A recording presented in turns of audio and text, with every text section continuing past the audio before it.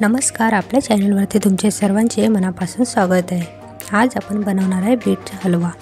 बीटचा हलवा बनवण्यासाठी 4 मीडियम आकाराचे बीट मी घेतलेले आहेत। वरती सर्व साल काढून सर्व किसून घ्यायचे आहेत।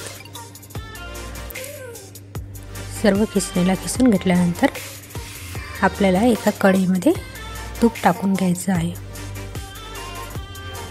बघा, सर्व आपले बीट किसून झालेले आहेत। आता एका कढईमध्ये आपण तूप टाकून घेणार आहे।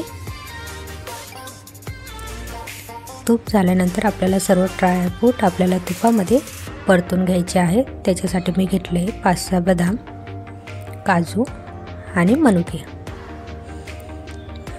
सर्व मी परतून घेतले तेलामध्ये मरण होईपर्यंत। आता त्याच कढईमध्ये आपल्याला आणखी थोडं तूप टाकून आपलं जे बीट किसलेलं आहे ते आपल्याला टाकून घ्यायचं आहे आणि 2-3 मिनिट आपल्याला असं परतून घ्यायचं आहे। पूर्ण तुपामध्ये आपल्याला परतून घ्यायचं आहे। सर्व बीट परतून झाल्यानंतर 2 ते 3 मिनिट आपल्याला झाकण ठेवून घ्यायचं आहे।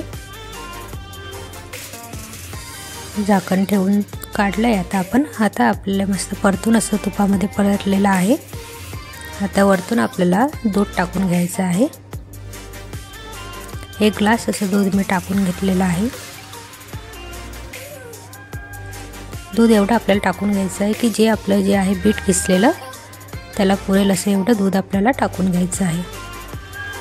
आता आपल्याला परत कढईवरती झाकण ठेवून 5-6 मिनिटांनी आपल्याला झाकण काढून आपल्याला सर्व फिरवून घ्यायचं आहे। पूर्ण हलवा होण्यासाठी आपल्याला 25 ते 30 मिनिट लागतात। हळूहळू मीडियम गॅसवरती आपण सर्व आपल्याला हलवा परतून घ्यायचा आहे।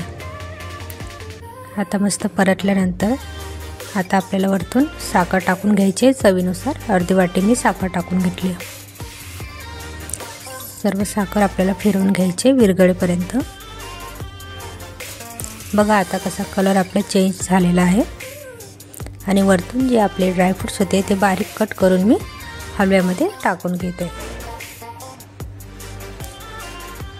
सर्व परतून घ्यायची आहे आणि विलायची पूड टाकून घ्यायचं आहे। हे बघा किती छान असा झालेला आहे हलवा। आता सर्व हलवा आपल्याला प्लेटमध्ये सर्व करून घ्यायचा आहे। अशा पद्धतीने तुम्ही नक्की ट्राय करा, खायला खूप छान असा लागतो चवीला। आणि चॅनलला लाईक, शेअर आणि सबस्क्राईब करा।